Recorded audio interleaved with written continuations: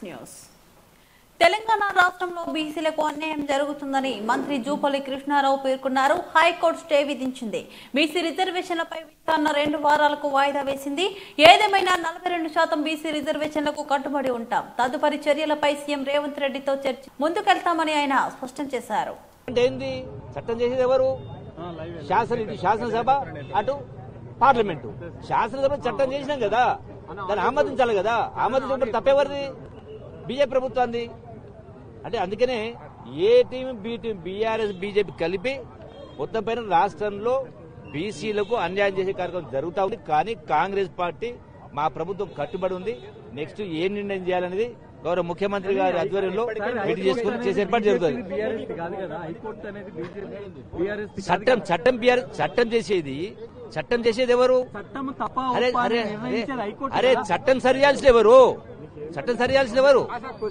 అరే చట్టం no I'm sorry no చట్టం రాష్ట్ర ప్రభుత్వం చేసిన తర్వాత దాన్ని గవర్నరు రాష్ట్రపతి ఆమోదించలేదు.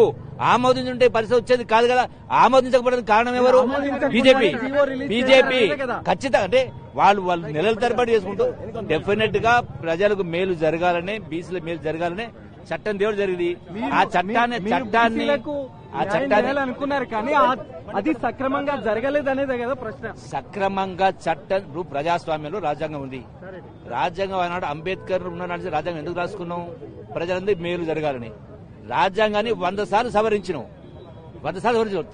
రాష్ట్ర దేశంలో ఏ రాష్ట్రంలో చేయని చట్టం తెలంగాణ రాష్ట్రం చేసిన తర్వాత రాజ్యాంగం సవరించాలి కదా. ఎందుకు సవరించాలి? చట్టాలకు లోబడి పనిచేయలేదు అనేదే కదా ప్రశ్న. అరే మళ్ళీ ఎట్లా అంటారు మీరు? చట్టం రాష్ట్ర ప్రభుత్వానికి శాసనసభ ఉన్న లెక్క ప్రకారం చట్టం చేసినాము.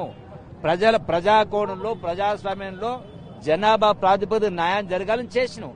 చేసిన దాన్ని ముందుకు తీసుకెళ్తాను. కానీ జీవో విడుదల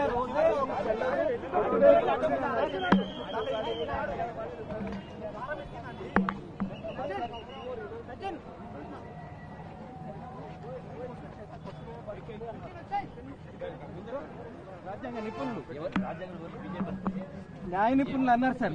జస్టిస్ ఈశ్వరయ్య లాంటి ఈ రోజు అమలు కాకపోవడానికి కారణం బీజేపీ ప్రభుత్వము, బీఆర్ఎస్ కాదా? మా రాష్ట్ర ప్రభుత్వము శాసనసభలో ఉన్నటువంటి హక్కు ప్రకారం, చట్టం ప్రకారం మేము మొత్తం చేసినాం. అది ముందు పోకుండా అడుగడుగు అడ్డం పడుతుంది బీజేపీ, బీఆర్ఎస్. అంటే స్పష్టంగా కట్టు కనబడతా ఉంది. ఇంకా దాన్ని మాట్లాడలేదు.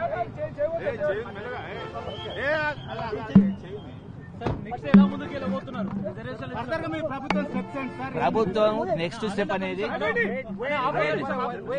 స్టెప్ అనేది గౌరవ ముఖ్యమంత్రి గారితో అందరూ సమావేశం, ముఖ్యమంత్రి గారి నాయకత్వంలో నెక్స్ట్ అడుగులని తీసుకునే కార్యం చేస్తారు. కానీ ఒకటి మాత్రం, కాంగ్రెస్ పార్టీ 42% బీసీలకు న్యాయం జరగాలనేటువంటి ఆలోచనతోటే ముందుకు పోతా ఉన్నాం.